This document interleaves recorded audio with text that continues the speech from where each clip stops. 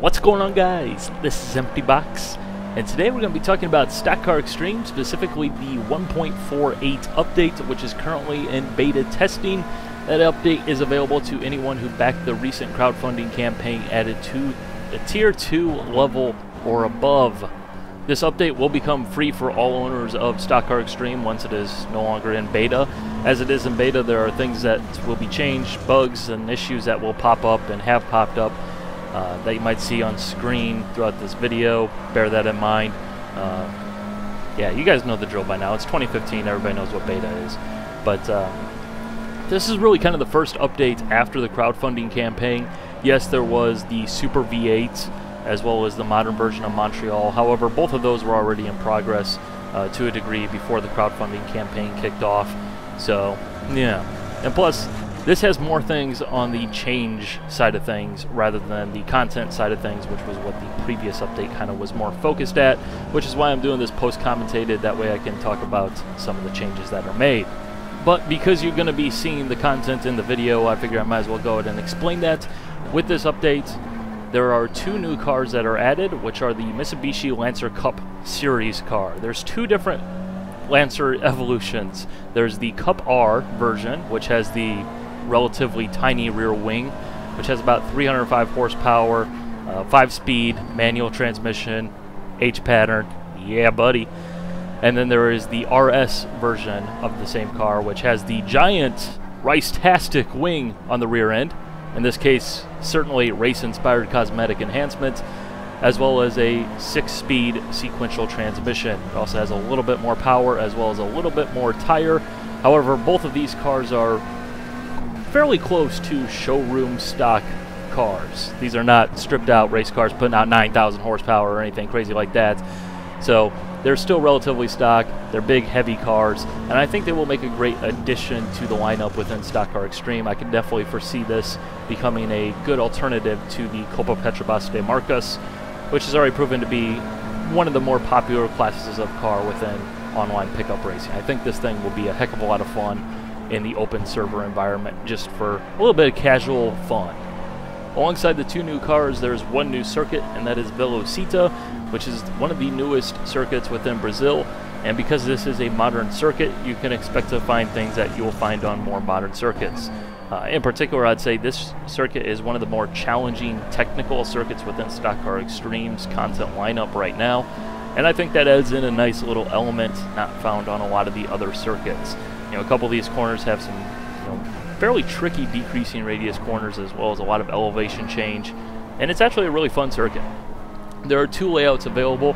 There's the quote-unquote track day layout, which is a little bit slower. It has a 90-degree corner and an extra hairpin and a different final corner. And then there is the regular layout, I guess, which has a series of fast uphill corners that, in something like the Formula 3 car and Stock Car Extreme, are an absolute blast. Really, this circuit in the Formula 3 car, heck of a lot of fun. Highly recommended that you give it a go when you can, because it will not disappoint you. Alrighty, moving away from the content side of things, onto the fixes and features and everything like that. First of all, this update currently, and when it releases, will be able to take advantage of more than 3 USB devices. Specifically 6 will be the limit now. This is a really big feature for a lot of people who have multiple button boxes, standalone shifters, standalone wheels, standalone pedals, and all that stuff. For me personally, I can finally use my button box within Stock Car Extreme, which is good. It really wasn't a huge deal for me personally, but that's a nice change to see. But one of the bigger changes, and I think actually the biggest and most important change, this build has the ability to automatically control the steering rotation of the steering wheel, which means no more fidgeting around. Yes, fidgeting with degrees of rotation, settings in the menu, steering lock, no more of that. Currently in the beta version, Logitech and Thrustmaster wheels in particular are supported. Fanatec support seems to be kind of up in the air right now. However, it is something that should be there when this releases to everybody in the final version. They specifically say the ClubSport version 2 wheelbase isn't supported, which is actually what I use. And I'm here to tell you that there's kind of a little bit of workaround. Basically, you tell the game to override your degrees of rotation. You just go into the garage menu where you used to change your steering lock, and then use the degree of rotation that it says there on the screen, which is a new menu entry. right below that, and then just set your steering wheel itself to match what you see on screen. And I imagine that same exact setting would work for every single wheel out there as well if need be. However, fortunately on the Fanatec stuff it's a little bit easier to change the settings on the wheel, so it's not that big of a deal, and it's something that should be fully supported when it releases to everybody in the hopefully near-term future. And if I can just interject something here personally just for a moment, as somebody who makes these videos and sells way too many copies of Stock Car Extreme, this is one of my favorite changes within this update, because I've seen way too many people ask, how do I set my wheel up? And they're just confused and they can't get into the game and properly enjoy it the way you can once you actually have your hardware set up. So this is honestly my favorite change in this update, even though for me it really doesn't make that big of a difference, but still, thumbs up on that one. Moving on to other things, adjustable anti-roll bars will now be adjustable from the car, inside the cockpit on the cars that support those in the real world, which is pretty dang cool, because finally that big old sign in the cockpit of the stock car V8s that basically are telling you where to adjust the roll bars and which direction is which actually relates to something rather than just being a cool fancy little sticker. So good to see that, and that's on several cars including the stock car V8, the Super V8, Formula Extreme, Formula Reza, the F3 car, the Formula V12, and the Formula Classic. So get on adjusting them roll bars while you drive around the circuit. Yeah. There are also a host of AI changes currently going on. This is something that's still being worked on. For one, they've removed the aggression slider and they've just added in a couple of different options. This is done to hopefully keep people from getting into way too many settings that they really don't know what they're doing, and they're setting up the game totally wrong and basically screwing themselves over, more or less. Not really a huge problem. Personally, I haven't seen that much of a difference. There's also been some tweaking in terms of their ability and how they work. They've basically rebalanced the AI, is what they said, but I haven't really seen that much of a difference. It still feels the same, still drives more or less the same.